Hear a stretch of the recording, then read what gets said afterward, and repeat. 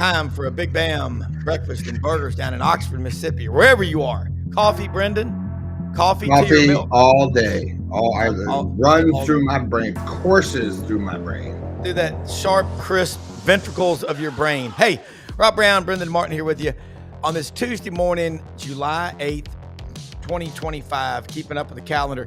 A lot going on today. Take a picture with your cellular phone of the QR code. We're broadcasting live on Twitter, Facebook, and YouTube. Pretty cool. Max Howell and I talked Sunday. He found us on Facebook, Brendan. Thank you. On my Facebook page. Yeah, on your Facebook page. And that's, you never know who's watching. And he's going to be on with us He's tomorrow. an old homie. Mr. Howell is the man. He really is. And we got Connor O'Gara, Saturday down south, batting in the leadoff spot, followed by Jordan Davis Hill, 24/7 Sports on Georgia, and Yancy Porter from Rebel Yell Hotline in Oxford. And Rodney Orr looking to join us here again soon. Might be able to pop in today, but I know he's got a busy schedule with 11 grandchildren. And he's a Superman is what he is. But let's get started, Brendan. Connor O'Gara down in Orlando, the Magic Kingdom. Connor, Saturday down south, man, you all are putting out a lot of content. I see you everywhere. Paul Feinbaum Show, Chuck Oliver Show. You are constantly working. There are no days off. Media days start Monday. The anticipation of this football season.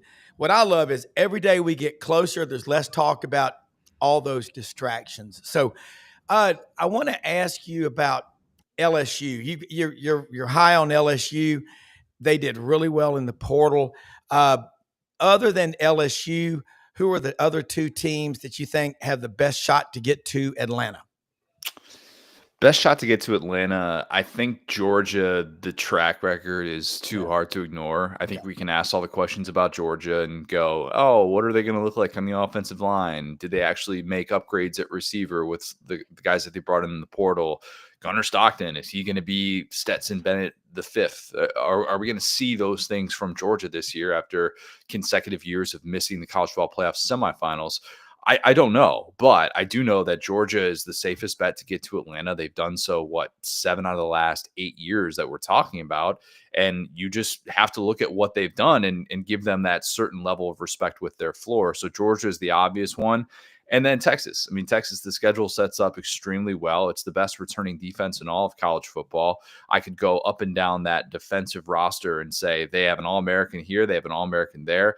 And that's before we even get to the Arch Manning part of this. I don't think Arch Manning has to be brilliant in order for Texas to be a team that gets to Atlanta once again. And that's kind of the scary thing about what Steve Sarkisian's built. So I'd say those are the two safe bets. And then Alabama, you can't ever discount the team that has won 3 of the first 5 SEC titles in the 2020s decade. So I think those are the clear 4 that everybody's going to have penciled in to be able to make the college football playoff.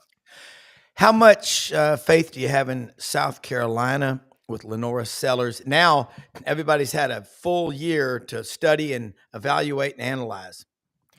Yeah, I have questions about South Carolina, and I think they're pretty well documented. They lost 5 players to the NFL draft. They returned, obviously, Dylan Stewart, one of the best defensive players in all of college football. The things that he did as an 18-year-old last year were just ridiculous. Yeah. The schedule certainly looks difficult. 5 games against teams that won at least 9 games last year. You're replacing Dow Loggins with a very familiar name for SEC fans, Mike Shula, and you're wondering, is Lenora Sellers going to take that next step with this team when we don't see those household names at the wide receiver position, maybe the worst receiver group in the SEC last year. But if Nick Harbor can maximize that all-world speed, then we're talking about a game changer in the passing game. We're still waiting to see if their starting running back is going to be eligible because of an NCAA waiver. That's all just part of the conversation with South Carolina. But if Lenora Sellers is the dude that we saw in the latter half of 2024, you could do all the game planning you want. You could tell yourself you're going to be able to break down and tackle this guy. Good luck. Because you just can't teach what he does at 245 pounds, 6'4", whatever he is. And I do think that is the ultimate ace in the hole for South Carolina, is to return one of the top 5 quarterbacks in the sport. All right, I want to ask you about Florida State going into the ACC. Gus Malzahn's over there. I watched Mike Norvell just build gradually to a 12-win season his 4th year at Memphis. The disaster when they didn't make the playoffs You think they're through that and have enough change and turnover to get that culture back that he brought in the first 3 years? They'll be better because they blew chunks last year. Look, if you're banking on Gus Malzahn to be your savior, Yeah. just sign the papers, write whatever buyout check is in store, and move on to the next thing. I don't think that Gus Malzahn is the guy that's going to save Mike Norvell. When he made that hire, I threw up in my mouth. That's a lot of puke references in the last 30 seconds, but you guys get where I'm going with this. Yeah. I don't know why we still continue to anoint Gus Malzahn as this offensive guru when his best days are a decade behind him. He doesn't develop quarterbacks. Look at the quarterbacks that have played under them. Yeah. The best ones have been better once they've left him. A Yes. Dylan Gabriel, a Bo Nix. What are we doing with this anointing of Gus Malzahn? And to me, it was a troubling sign to see Mike Norvell turn to him as his offensive option when I think you could have gone in a variety of different directions for what could have been a really nice vacancy. And instead, it's, a retread offensive coordinator who hasn't shown us in the last 4 years that he can still handle that type of role. So I do have questions about what it's going to look like for Florida State, even if their defense is solid. I don't think their offense with Thomas Castellanos, maybe the most confident, unjustly confident quarterback in America, I don't have the confidence that they're going to take this step and be this 8-4 team this year. Yeah, and Mike Norvell, I think, is a good enough coach to do it himself. And Gus, what I noticed at Auburn, if a quarterback was good when he got there, he never got any better. The longer he was with Gus, it was the opposite. It went down. All right, so looking now at another Florida, DJ Lagway, 6-1 there at the end, but he didn't lose any games when he started and finished the game. People, again, they've got tape on him. They've got that body of work to study. What do you think? I think it's difficult to prepare for the things that he does best. A great throw is going to beat great defense. It just is. And when you have a guy that can fit the ball into tight windows the way that Lagway does, it is extremely difficult to prepare for that. When, let's also remember, we do have film on DJ Lagway. We also have film on him with an apparatus on his leg because he was limited with his mobility. I don't know that we've seen the full arsenal yet from DJ Lagway. Now, everybody is understandably so going to be asking questions about the shoulder.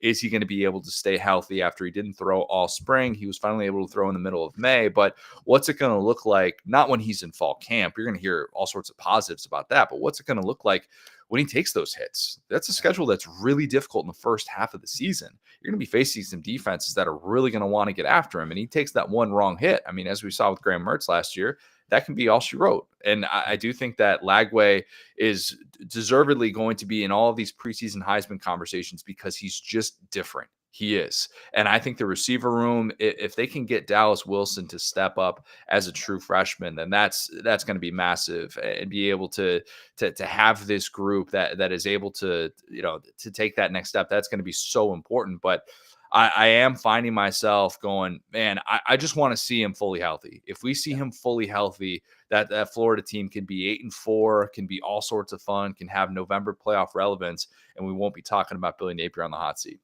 All right, going up to Vanderbilt. Last year, Clark Lee at SEC Media Days said something, it was a harbinger of things to come. He said there's 128 guys in the football building here at Vanderbilt. Every one of them signed up for what we're believing in at Vanderbilt. You saw they had 7 wins last year, lost to Missouri by 3, lost to Texas 27-24. How much better can Vanderbilt get with what they've got? And Pavia, the guy who never wants to graduate college, he's Tommy Boy.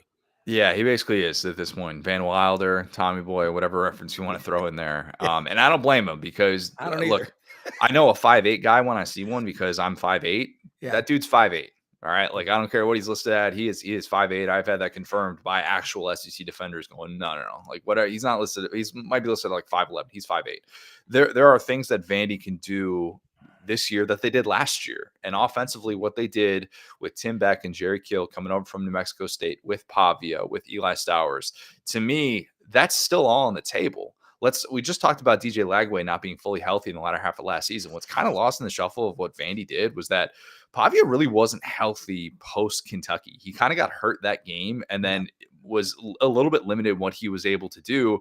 And that deep ball is never going to be a true strength, but it was almost non-existent down the stretch. And they were still kind of able to make it work. Now, they did most of their damage in the front half of that schedule, but still, to me, what's so intriguing about this team is that they're not going to lack confidence. They have a guy at quarterback that believes truly that he can win a Heisman Trophy and win a national championship. Yeah. And if you're going to be at a place like Vandy, you have to have that. You can't have this belief that the second that you walk on the field, you're at a disadvantage. And they will not have that. It doesn't mean that they're going to improve, even though they are top 10 in Bill Connolly's percentage of returning production after getting Pavia back, getting Stowers surprisingly to come back. We thought they would be one and done, but Vandy's going to be one of those teams that can still be frisky. I just would have a tough time sitting here going, yeah, they're going to be 8-4 next year.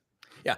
Another coach's son out of Martin, Tennessee, Ty Simpson, in his 4th year at Alabama, like Garrett Nussmeier, he's been waiting and learning. What's his ceiling, in your opinion? Ceiling is high because of the Ryan Grubb reunion. That changes things for me. And I wouldn't have said that if not for that move, that all important move. It was the single most important assistant hire of the offseason was Kalen DeBoer recognizing, look, I need my right-hand man. I need my guy that can troubleshoot. I need my guy that I've been with at 4 different stops.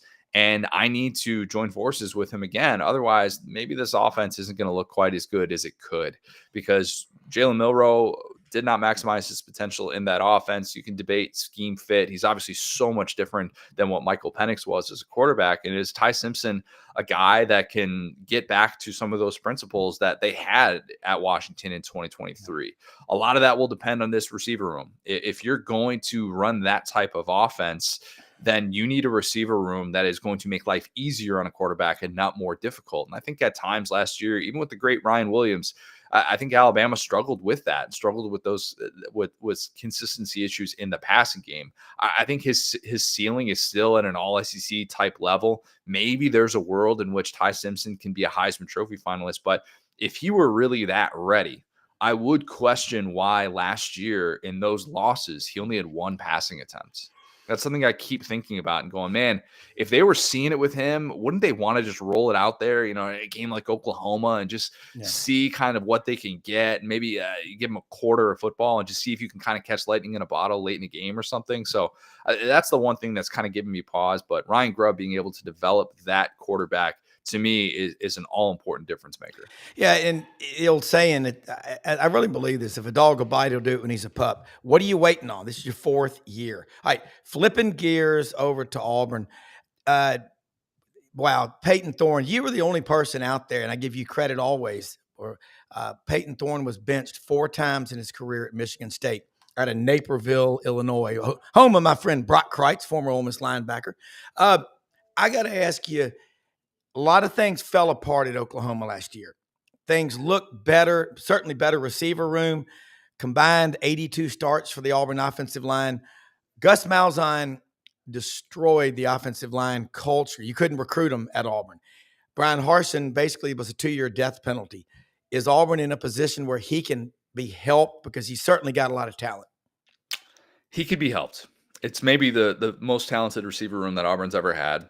Yeah. Doesn't mean it'll be the best, but if Cam Coleman is the real deal, which I'm all in on Cam Coleman, I think he's sane George Pickens. That's the comp I've been coming up with for him. And then Eric Singleton coming over from Georgia Tech, really, really important. And that's even before we get to the other 5 stars that are in that room that they're hoping are going to develop, and Horatio Fields coming over as well. But I do think that there are legitimate questions about Jackson Arnold that go beyond just the circumstances that collapsed around him at Oklahoma. This is someone who is still at this stage of his career a turnover-prone quarterback who holds on to the football too long. Yeah. Is Hugh Freeze going to be the guy that's going to fix that with the first year in his scheme? Now, we've seen quarterbacks have success in the Hugh Freeze offense. What we have not really seen is them cut down on those mistakes that much, and especially in year 1. Like even Malik Willis, when he left Auburn to go to Liberty, we kind of forget that he had that redshirt year at a time when you still had to redshirt if you were a transfer like that, going from FBS program to FBS program.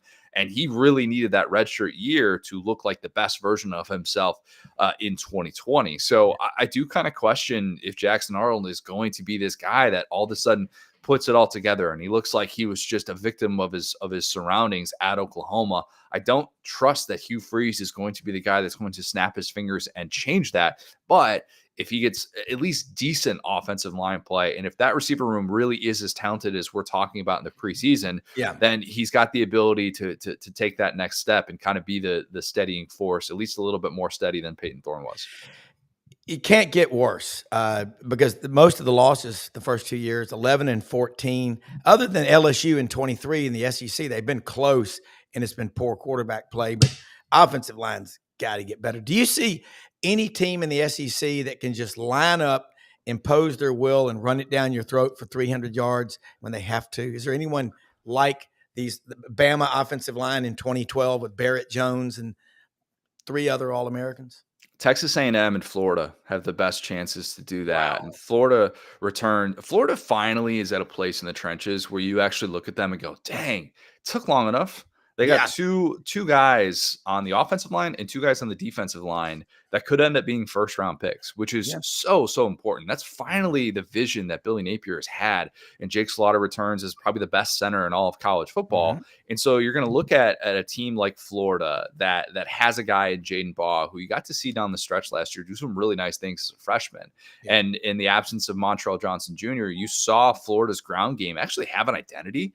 And I do think that they're going to be able to be one of those teams this year. Now, obviously, it would do them a whole lot better if they were able to get the best version of DJ Lagway and if they're a team that could beat you with the passing game. But yeah, Florida's definitely one of those teams. And then A&M, they return all of their offensive linemen. I know that we're going to talk a lot about Le'Veon Moss coming off the torn ACL, but they feel so good about Ruben Owens. Ruben Owens is one of the players to watch, not just in the SEC, but maybe in all of college football. A guy who looked like he suffered a season-ending injury in camp last year, returned late in the season for the Aggies, and is someone who's a former 5-star recruit who showed really good things as a true freshman in 2023. So I think A&M in year 2 of that Colin Klein offense, even with Marcel Reed, who needs to take that next step as a downfield passer, but his ability in the quarterback run game is a game changer. I think A&M is one of those teams. They're going to have an offensive line that's very reminiscent of what they had in 2020. And they feel due, don't they? They just feel like they just underperformed. We know they've underperformed, but I was having that conversation with Dad last night, buddy, and we were just saying, like, A&M just lines up really well if they can get it all going the right direction.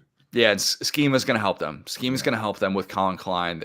I think last year in year 1 of that offense, they were trying to figure out who they were. Connor Wigman was a guy that I still haven't sold my stock on. I think he's going to be one of those guys that goes off, to Houston and does really good things, kind of similar to what Haynes King did at Georgia Tech, similar to what Luke Altmaier is doing at Illinois after he transferred from Ole Miss. I would not sell my Connor Wigman stock just yet, but I do think that they're going to have more of an offensive identity, and that's really important. Casey Concepcion coming over from NC State, if he could be the freshman All-American that he was a couple of years ago in that passing game, then you're going to have field stretchers. You're not going to be able to put 7-8 guys in the box and defend what they're going to do best, but I do think they're going to be one of those teams that can kind of line up and just beat you that way, even if they are a little bit more one-dimensional.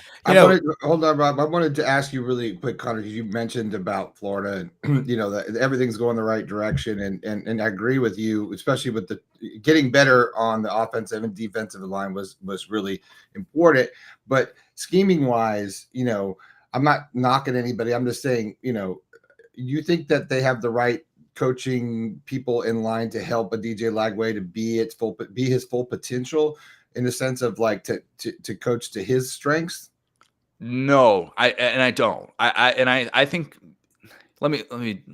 I know I'm not trying to set you up. No, but you're right, because I've talked about this with Neil Blackman, who Neil Blackman covers Florida so exceptionally well. He's been doing it for us for a long time at Saturday Down South. And one of the things that he did was he talked to SEC defensive assistants, and they said that the biggest area of concern for them with Florida is that Billy Napier scheming in the passing game is not particularly inspiring. Now, the equalizer is if you have a guy that can fit the ball into tight windows, a guy who can extend plays, and elite route runners, which they might have if Trey Wilson's able to make that full return, which I'm super bullish on him making that full return, considering the player that he was a couple of years ago, then you can overcome that. You don't have to be this Steve Sarkisian, Lane Kiffin to see the best version of your quarterback. There are a lot of quarterbacks that we can look back on the last few years and go, man, like it wasn't maybe the best scheme at times, but they were still able to, like a Max Duggan a few years ago. Was Max Duggan getting this unbelievable set of like offensive plays every single time with Garrett Riley as his offensive coordinator? I know Garrett Riley won the Pros Award that year, so maybe that's not the best example, but he did that because of his grit and because of the way that he was able to extend plays, and the things that he could do within that scheme were exactly what you needed. And Lagway can still be a darn good version of himself, even if Florida doesn't have exceptional scheming in the passing game, which I wouldn't bank on them all of a sudden having with Billy Napier. Well, before you let you go, September 13th, I might have to sneak down, go stay with our daughter in their new house for the Clemson at Georgia Tech game down in the Flats. That's another game. I think there's a lot of great storylines. Connor, you're absolutely one of the best, first-class gentlemen in every way. Your Indiana team ain't going anywhere. I want to talk about that next time too, but let people know how they can follow you, and look forward to seeing you in Atlanta next week for SEC Media Days. Yeah, I appreciate that. SaturdayDownSouth.com. We have right now we're doing a series that coincides with SEC Network Takeover, where we have our guy Adam Spencer doing the Mount Rushmore of every team's best quarterbacks. I'm working on the best things about each team heading into this upcoming season. So we're just going to be wrapping up that series. I believe Oklahoma was today, so we're kind of nearing the end of that, and then we're going to have all sorts of content coming out of SEC Media Days next week. So, and folks, this QR code down there at the bottom takes you right to Connor's all of his articles and stuff there on Saturday Down South. So go ahead and click it and check it out, because I'm not just blowing smoke. I check your page every morning. It's like appreciate one of my things, because you really bring, I think, the truth, and not in a skewed way, and I think in a fair way, and I try to do the same. So I really appreciate what you do. So thank you. Your show prep for a lot of America, Connor. Yeah, you really are. Hey, look, you're not the first person to say that, and I don't say that with any bit of arrogance. It means a lot, and I appreciate that. We keep grinding in July. That's what we do. Well, great job, man. Take care. All right, man. Thanks, guys. All righty. We're going to switch gears, head over to the classic city, Athens, Georgia, up there in Clark County. Another one of the best. Man, we are, thank you more than you know is what a friend of mine always says. And I mean that. Jordan Davis Hill, you were out last week. Glad to have you back. A couple of weeks ago, you said, watch Georgia football recruiting. The hits keep coming. Dick Clark would love this. American Bandstand. Wow. What else can you do? What are you, number one or number 1.5 in the country in recruiting? Let's talk about that. Yeah, man, they're number 2 in the country, man. Kirby Smart's really going to have to pick it up, because this is just not going to cut it. No, an unbelievable run. And I'll shout out my coworker, Kip Adams, who's, I think this is coming on his 20th season of covering Georgia. And he said, this recruiting run Georgia's had, specifically with so many commits in, a span of basically 2 weeks. So it's unlike anything he's ever seen. Just an incredible run. Georgia's up to 27 commits in the 2026 class, like I mentioned, number 2 class in the country. And the biggest thing for me, that a whole lot of those guys filled some very obvious needs in the 2026 cycle. I'll be writing today about James Johnson, a 4-star defensive lineman. This was a guy Georgia really, really wanted, and they go out and get him. Chase Calicut, a defensive back from Texas, a guy that a lot of people thought, well, he'll stay home and, go from Houston and play for the Texas Longhorns. Georgia convinces him to commit and to leave his home state. So, Georgia has done a very good job of filling some very obvious needs in this class. And it is funny when I bring up needs with Georgia, a lot of people just kind of snicker and say they don't have needs. There are positions they target, and there are positions they want to go fill.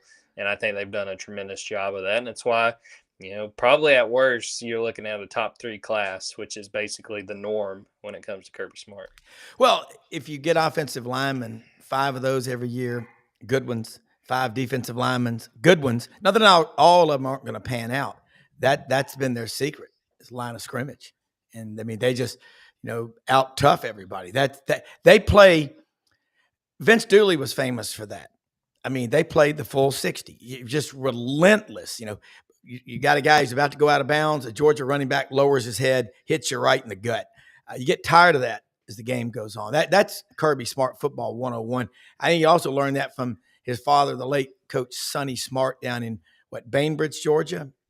Yeah. Oh, yeah. And I think as much of anything, when you look at Georgia's success, I think it's a situation where they have that depth. I mean, the thing, I think I brought this up on the show before, when Georgia's been at its best, it's had guys they can just kind of run in and run on, like a hockey shift. And I think about the 2022 Peach Bowl against Ohio State. I mean, they basically were running shifts on the defensive line, and that's when you're talking about a freshman Michael Williams, and you got Jalen Carter, and you got those guys that you could count on to come in and make plays right away. So, I mean, as much as it is about going the full 60, which that's what Georgia, what those guys do, it's the how minimal the drop off is from the starter to the second string, and I think that's why what Georgia's done has been so impressive, and I think it's especially been impressive. I know in the last 2 years they have not won another national title, but think about how much recruiting has changed just in terms of the portal, in terms of now revenue share, where maybe a guy can make more money going elsewhere. They still have very good depth. It's not where Kirby Smart wants it, but I think even when they've been super deep, Kirby wants more depth. So it's been an incredible run, and just the way they accumulate talent is just second to none. It is. Jordan, Blind Squirrel Sports has a question. Do you have any updates on any remaining Georgia running back targets? How many do they want? Well, I think they would like to, and they got Jay Lamar, a big-time playmaker from Colquitt County, and the question is who they're going to get next. They're pushing really, really hard for Derek Cooper, a guy who was actually committed to Georgia last summer, and then I think his family around him said, hold on a minute, let's not rush this decision. Let's kind of open it up. I think Derek Cooper winds up going to Miami, so I think this is going to be a situation that we're going to have to follow into the high school senior season of a lot of guys. Okay. I mean, Amari Latimer is a guy that a lot of people have pointed to right now. He's a Wisconsin commit. And it's funny sometimes over on the Junkyard, our message board at Dogs 24/7, I've gotten the question about running back, and I said, okay, my prediction is that they get Jay Lamar and a guy we're not talking about. And so everyone says, well, who is it? Who, tell us who it is. I'm saying, no, I don't even know who it is. It's going to be a guy they evaluate and they kind of target over the course of the season, getting to watch that guy's senior film. So that's sort of where I'm leaning. I don't think they get Derek Cooper. I think he stays home and goes to Miami. But you guys know as well as anyone, there's a lot of good running backs in the state of Georgia. I think Georgia should not be worried, especially having Jay Lamar. I am very excited about his potential as well. Well, a kid out of Colquitt County, Blakely, Georgia, that's probably played some football with the big guys, 6'7", 335-pounder Amarius Mims. Isn't he from Blakely, Georgia, Colquitt County? Yeah, I don't know. That isn't where he went to high school, but Colquitt's always got some big-time playmakers. And just a few years ago, Dejan Edwards was a very productive and I'd say kind of underrated running back for Georgia. So I don't think you can go wrong there. No. All right. Looking at what's happening right now, you talk about the change in recruiting. The state of Georgia will put out about 250 Division I players a year. You keep adding Kennesaw State now. Ben Troop's nephew is a freshman running back up there at Kennesaw State. That's also almost like, in a crazy way, a farm system. I mean, if Georgia wants an in-state kid and the kid wants Georgia, it's impossible, basically. Impossible to get them.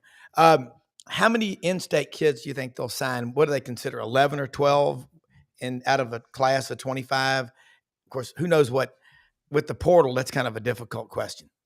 Yeah, they're in a good spot as far as some of the top talent in the state of Georgia. And, if I'm looking right now, if I'm remembering the conversation we had on our board a couple weeks ago, I think Georgia's looking at probably signing maybe 6 of the top 20 in the state of Georgia. And, Georgia fans want to see more than that. But I think you look at what they've done outside the state, like I mentioned a few minutes ago, going to Texas, getting Chase Calicut, the big one, going to Tennessee, getting Jared Curtis, going to Florida, like I mentioned, and getting James Johnson. I think sometimes fans get a little caught up when it comes to the home state and really wanting to, hit it hard there and try to build your roster out of that. They've done a very good job, not only of getting some of those top guys, and I'd be remiss not to point out the big one still on the board from the state of Georgia is Tyler Atkinson. linebacker from Grayson, a guy that I think Georgia's in a good spot for, but I don't believe he has set a commitment date, so that's one we have to keep following. So, it's a situation when it comes to recruiting the state of Georgia, that Kirby Smart has shown that he's able to not only go get the top guys they want, but they do such a great job of evaluating guys in the state. I mean, it seems like every class we look and, okay, well, this guy's a 3-star, but the people aren't all that excited about him. Just trust those evaluations. I mean, this staff does a tremendous job of learning who they should get and who can not only come to Georgia and thrive. And I think they've done that again with what they've got so far in this class. And I think in a few years, those guys will prove that they were worth the spot. All right, what do we not know about Gunnar Stockton? That a lot of stuff was said about him last year when he came in the SEC championship game, and then the Notre Dame game that didn't go Georgia's way. But there's a lot about this guy that we need to know. I mean, I think the biggest thing is just that his teammates rally around him, and I think to me that says as much as anything, and there's stuff that even us that cover the team don't know about Gunnar because he's not gone through a full season, and that's sort of my big question mark with Georgia this year is just how does he handle the highs and lows. He's going to have good games, he's going to have bad games, and that's only natural for a quarterback and a quarterback in the SEC for sure. So it's going to be interesting. We're still waiting to see who winds up going to SEC Media Days from Georgia. I don't think they're going to send Gunnar.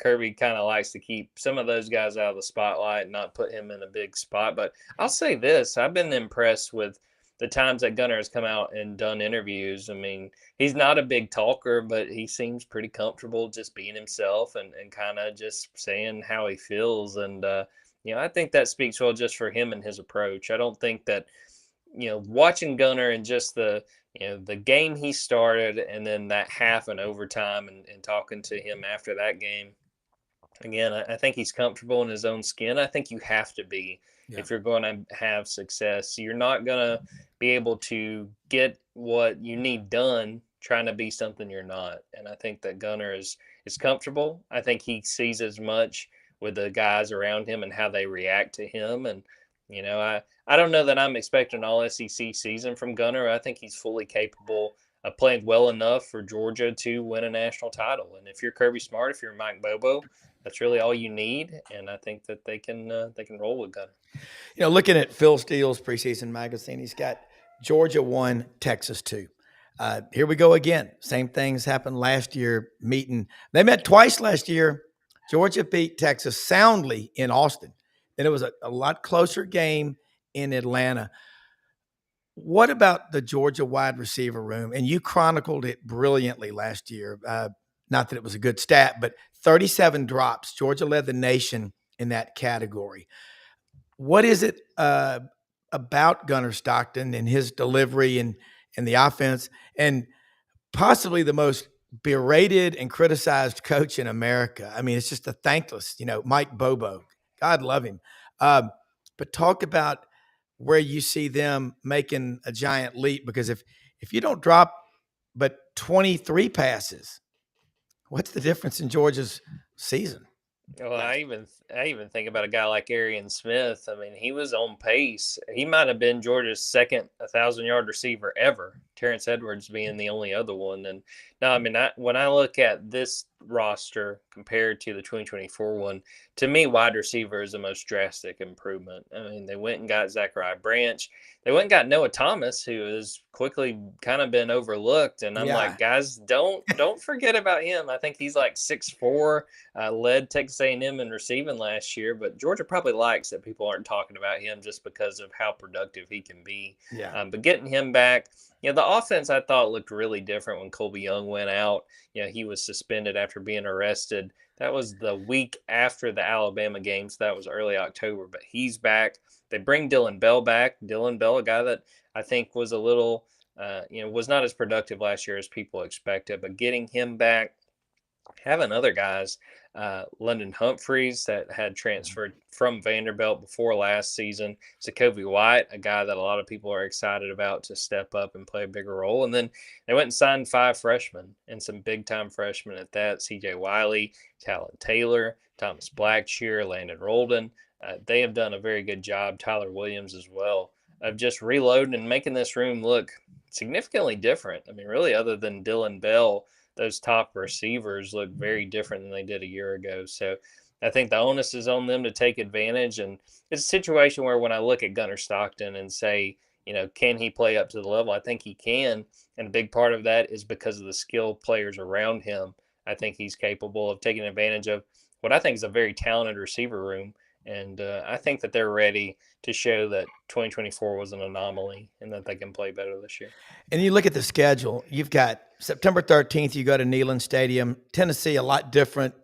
Joey Aguilar, I think he is.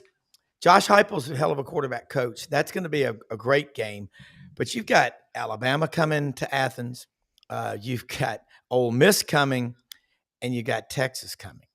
Best home schedule probably of anybody in the SEC. That means all of college football. How fired up are they? Oh, they're ready. I mean, this might be the best home slate that Georgia's ever had. Yeah. And part of that is, I feel like the last few years, at least going back to like 2021, they've kind of gotten the short end of the stick when it comes to the home away splits. But yeah, they're excited for this. So I know there might not be anyone more excited than Kirby Smart, because he would be asked last year about the schedule they were playing in 2024, and he just kept saying, I just can't wait for next year, because those guys are gonna, they're gonna come back to our house. Having to go to Texas, to Alabama, to Ole Miss, and having that is huge. But it makes for a very interesting situation. I mean, the 2 games I'd say I'm most intrigued by, at home against Alabama and home against Texas. I'm at a spot where I think Georgia splits those, so it'll be interesting to watch those. But then the 2 big road games at Tennessee, that's going to be Gunner's first road start. And then at Auburn, playing in Jordan-Hare, that's going to be a night game. I think they've said 6 to 8 p.m. Eastern time. They haven't set a kickoff time. But, if you're Hugh Freeze, that feels like a big opportunity to try to catch Georgia sleeping on the road. You think about 2 years ago, that was a really good Georgia team, and Auburn took it, all the way to the fourth quarter. And then Georgia remembered that they had a Brock Bowers and Auburn did not. And they just kind of rode Brock to that win. So, I think that the home slate is fantastic. I hope fans take advantage. But there's going to be some pretty interesting road tests along the way, too. All right, I got to ask you before you go, real source of controversy and strife among the Georgia fans. Who was the coach or somebody didn't keep up with the stats for Brock Bowers? Had 991 yards receiving in 2023. Get him 1,000. But the last guy to do it was, I think, Terrence Edwards out of Waco, Sandersville, Georgia, Washington County High School.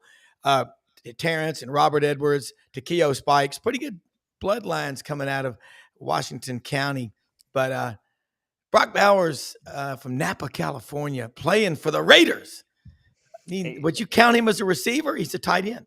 He's a pass catcher. That's all. And he's a touchdown machine. And it really is a shame if he doesn't get hurt in 2023. He gets 1,000 yards. I'm comfortable. And I think if he doesn't get hurt, he gets a little Heisman buzz. He probably doesn't win it, but he might have even gone to New York had he stayed healthy. But the one cool thing about that, he came back from that ankle surgery, that tightrope surgery, in 26 days. Just outrageous how quickly he came back. And the dude is special. And you're seeing that with the Raiders. And I'm hoping that Las Vegas makes some noise. They've got a new group. Pete Carroll's leading that team now. They got Geno Smith. I hope that they get in the mix in the AFC West, and I have no doubt Brock Bowers will make plays either way. Yeah, it's going to be another great season. Jordan Hill, let people know how they can follow you. And as always, thanks more than you know for sharing your time. Look forward to seeing you in Atlanta next week. Going to be it's going to be huge SEC Media Days. They always are, aren't they? Oh, yeah. They're bigger every single year, but I appreciate you guys having me on. Dogs247.com on Twitter, at Jordan Davis Hill on Twitter, at Dogs247. And basically, the summer's almost over. When we touch down in Atlanta, it'll be a week from today that Georgia goes, Kirby Smart goes, and a couple players go as well. that's sort of when get ready, get ready for the start of fall camp right around the corner and the season almost here. But I can't wait, and I have a pretty good feeling. Neither can you guys. Yeah, it's going to be exciting, but it's still got a lot of summer to go. But the mentality is blocking, tackling, and depth charts and all that other stuff we're calling a distraction. We went 21 minutes with you. No talk about those distractions. I'm proud of us, man. Take care. Thanks, Jordan. All right, Brendan, Yancy Porter, hopefully going to be able to join us here in just a minute. Rebel Yell Hotline in Oxford. You have a lot of great insight. I like what you asked about Texas A&M, and I think what A&M is the only school along with Texas, but really A&M, it's about money, money, money, but it should be about production. And there are people who are born into fabulous wealth and have tons of money that know the cost of everything, yet the value of nothing because they never worked for it really. Mm-hmm. Now, A&M is a strange case because I got a lot of A&M friends. I love them. They are as rabid and they love that school. But I saw there was a list recently. A&M, Kyle Field put in as one of the toughest places to play in college football. I don't think it is. I just don't think it is. The Swamp, Neyland Stadium, Jordan-Hare, Tiger Stadium. Now, we know there's going to be a debate, the real Death Valley. But, Brendan, Florida fans, compare Florida to Florida State. Compare Florida to Miami. That's the top brand in the state of Florida. I just think Florida, because you have more people from every part of the state pulling for you. It's different. Well, it's getting more fractured because you've got UCF in Orlando, and you've got South Florida, the Bulls down there, and those are big undergrad programs. Those are big programs that are rising. I know USF is building a new stadium right now. They put, I've heard a lot of money, a couple hundred million, maybe, I don't know, but they're 300 million. USF is 300 million. Yeah, I didn't want to quote the exact number, but that's what I heard. I think the brand, the Gator brand has been around for a long time, and so is the FSU brand. So when you go down to Miami, you don't see you see the OGs down there that have always been into a Hurricane football. Yeah. I think you got to get excited about Miami's recruiting this year. And it's got to make you a little nervous to travel down south if you're Florida to go play. I hate that first game playing Miami. You love it and you hate it because it's a tough one to swallow because everyone gets up for it. Because of in-state rivalry, and we don't talk about in-state rivalry enough, I don't think. But to your point with Mike Elko's second year at A&M, I think they have a challenging schedule this year. And I think it's, as we know, it's hard to transition from a new coach. I think we forget about that with A&M. It's like, oh yeah, they got a whole new regime there. Like Billy Napier is getting every pass under the sun for 3-4 years. And I just think Texas A&M, if you look at them on paper, they just seem sort of sneaky quiet right now, and they seem sort of poised and ready. And they got a whole beep full of money. And Yancy Porter's here. Hi, Yancy. Yeah, Yancy. How's everybody doing? All right, man. How are you? Man, great. Hey, Rebel Yell Hotline, catch him Monday nights, 6 p.m. Sports 56 WHBQ Memphis, and all over on Super Talk Mississippi. It goes not just in Mississippi, but all those border states, and there's a lot of them. Yancy, man, we're having a talk about blocking, tackling, depth charts, college football, all those other distractions. Oh, bull spit. We don't want to talk about that stuff. We're talking football. We're myopically focused. Ole Miss. I was with a friend of mine, John Galena, Saturday. Huge Ole Miss fan, and Jerry Wagerman. They've been season ticket holders forever. John was talking about the turnover. Year after year, it could be 35, 40 guys total at Ole Miss, how they keep doing it. And he goes, Ole Miss, if they win 8 games or 9 games this year, that'll be good. But what do you think? I just think, are we getting too excited with the sample size of Austin Simmons in that one game? Uh, or is it, hey, whatever Lane Kiffin puts out there works at a quarterback? No, I mean, normally I would say yes, with the sample size of one drive, right? Well, I mean, he played in 4 games, but the only game that people remember is that Georgia drive. But no, it's not, because he's been here for 2.5 years. Yeah. He's been through 3 spring practices, so they know what he is. He's special. He's gonna be he's gonna be everything that everybody thinks and some. He'll be the talk of the country midway through the season. He's the real deal. Yeah. And you think about it, 19, he'd already graduated college. I was a freshman when I was 19. I'm pretty smart, but wow. Yeah, he's unique. He's a protege. He's someone that his father has built to be special since he's probably about 2 years old. Yeah. They've had a plan for him, from birth. And he's look. I'd have loved to have a plan for my son too, but he was, 5'11", 6 feet, 180, not 6'4", 215. So, Yeah. he's got the size with it. He's got the tools, and he's got the temperament. I mean, he's just so laid back and so mature beyond his years. I mean, you'll never see him at a bar. You'll never see, he's just he's very grounded. I think that's the word for it. He's just mature, but beyond his years. Your partner over there should know all about him. Being a Florida fan, Yeah. he followed him in high school, and I mean, heck, he was committed to Florida all the way until the last minute. So, Yeah. he's pretty well known in those parts as well. Perry Mason is chiming in right now from Lake Placid, Florida, citrus farmer. Great guy. I love Perry Mason. And I also love the TV show too. But he says Austin Simmons is from Moorhaven, and I really wanted him to be a Gator. He's a good football player. And I think he had a mid-upper 90s fastball. Special talent for sure. What I'll tell you, I want to give you credit because, folks, y'all to listen to Rebel Yell Hotline Monday nights at 6. You got Chuck Rounsville, Gordon Ford, Gary Darby, Harry Harrison.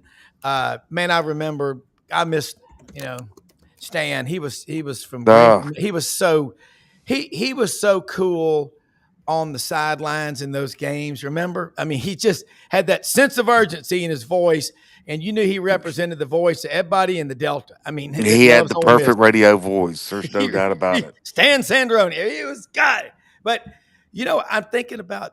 You've done a great job also of telling people what Lane Kiffin's really like. He just keeps getting more comfortable at Ole Miss, and that's making the football team better because he's become a calming influence versus the opposite. Is that a true statement? That's just how I see it. Yeah, I mean, it's just it's no secret. I mean, he changed his life when he got to Ole Miss.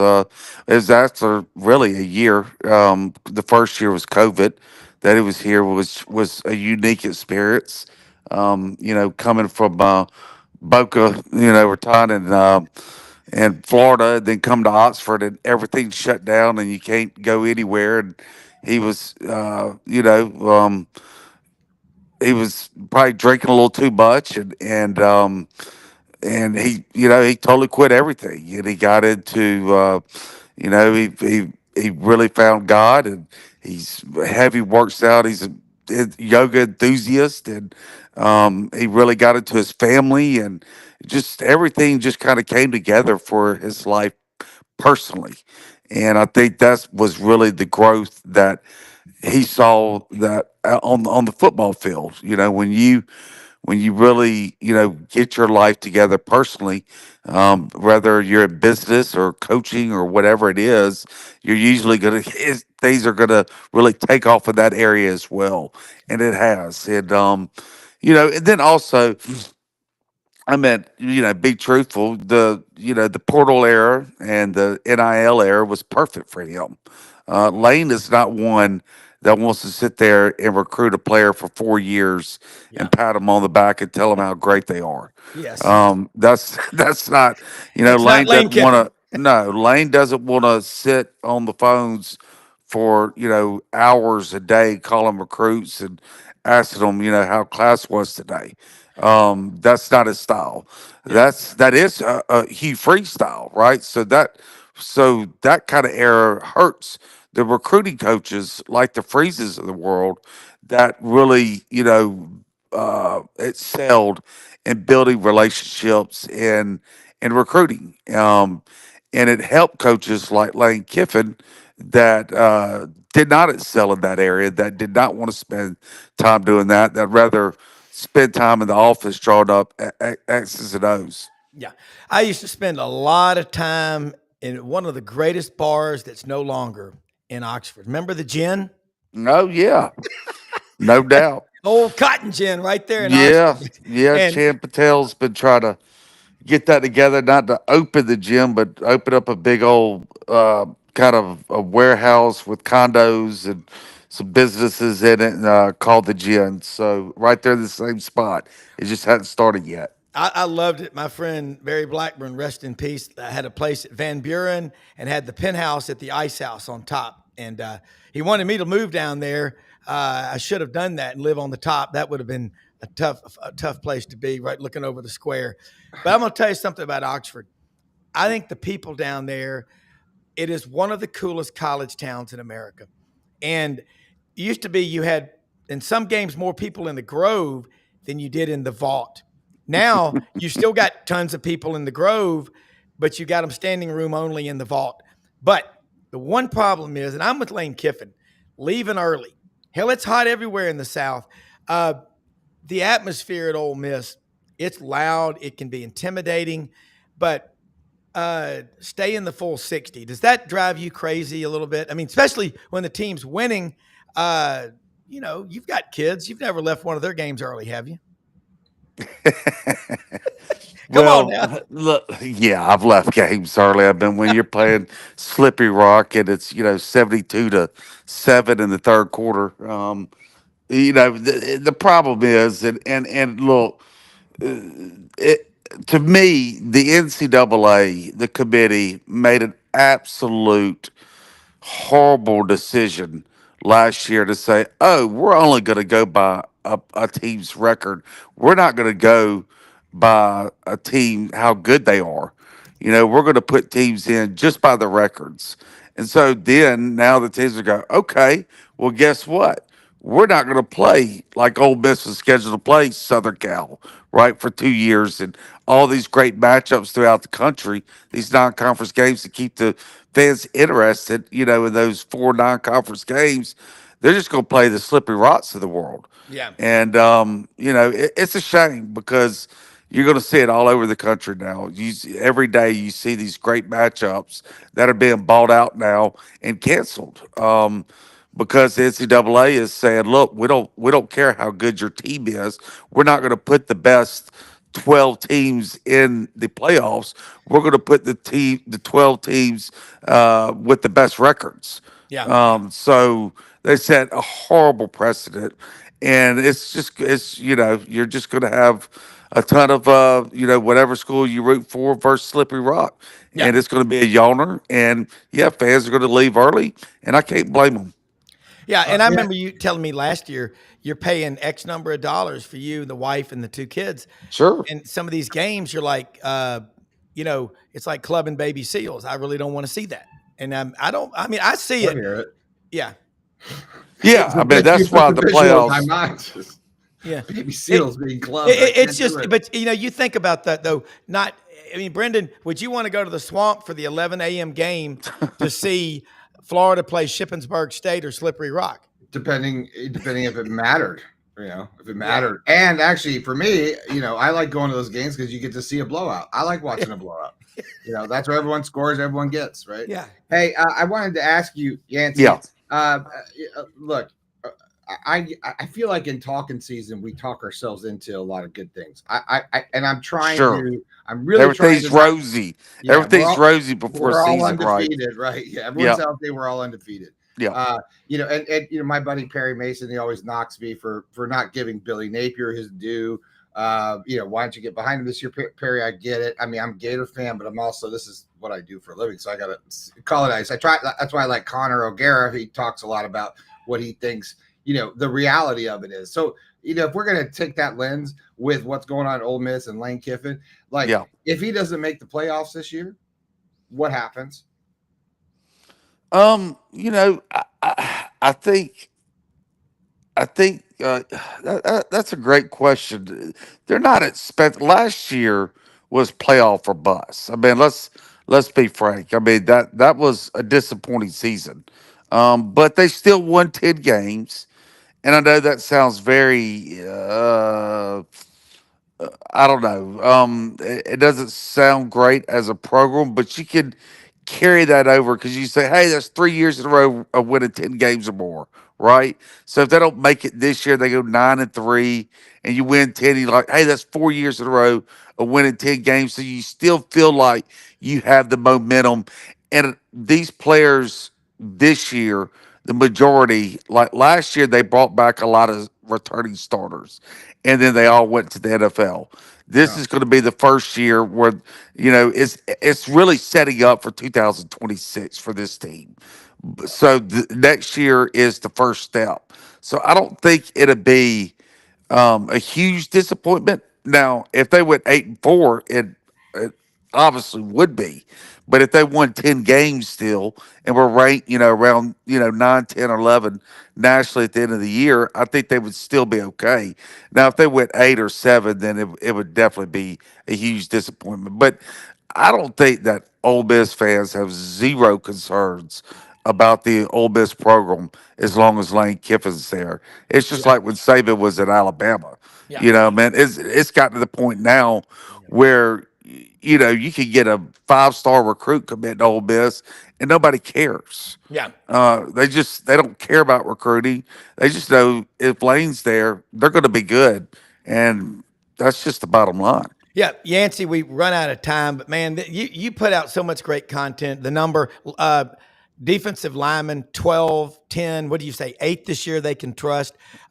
Let's do it again. I'm worried about, the defense is their big knock this year, right? Is that they've gotten worse. They lost too many guys. So I know we're up against it. The secondary, the front 7, they feel really good. The secondary, but they've got, they got 7 guys, 7 DBs that weren't in spring practice drills that are now there and playing. And I think they feel a lot better about it.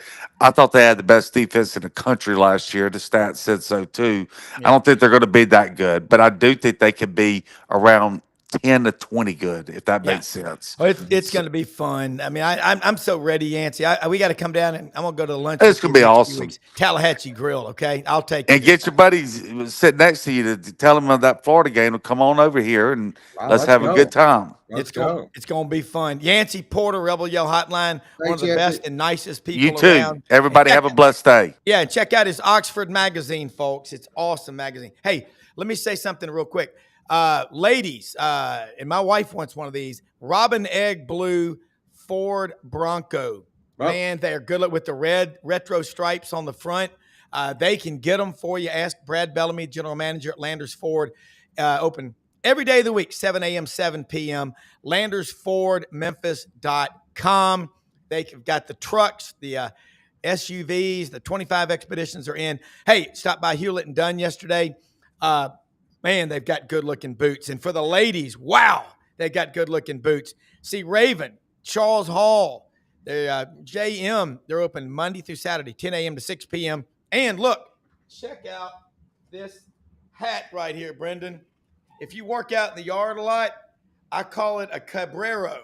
It's a cowboy hat, sombrero combination. You're that guy. You got dark socks on with that thing and like sandals. Pushing your lawnmower. They're good looking though, man. But out in this heat, man. Go get yourself a patched trucker hat, wax canvas right there, Hewlett and Dunn on sale. Right, there's not much left. They're going like crazy. Click that QR code. Got one for $32. Brendan. Got one for Brendan. I'm bringing to him to Atlanta. But look, a big one. I got a giant head. Don't forget about our guys over there at Winter Timber, Rob. That's right. Every day of the week, they're open. They're opening up the store first week of August in Auburn. And we're going to media days thanks to the kind generosity of great folks like Chris Aiken, Web-Footed Kennels, and Camp Lee, Rumble Boxing. We're going to be really hitting between now and Labor Day a lot on social media, helping them. And I had a great talk yesterday. She's helping send us to media days as well. Rumble Boxing Gym, Matt at Midtown at McLean and Union, open every day of the week. It's a great place. Hey, most often we see the face of Christ in the least among us. We'll see you tonight on The Lowdown with Lauren Meadows at 9 p.m. Eastern, right here on this channel.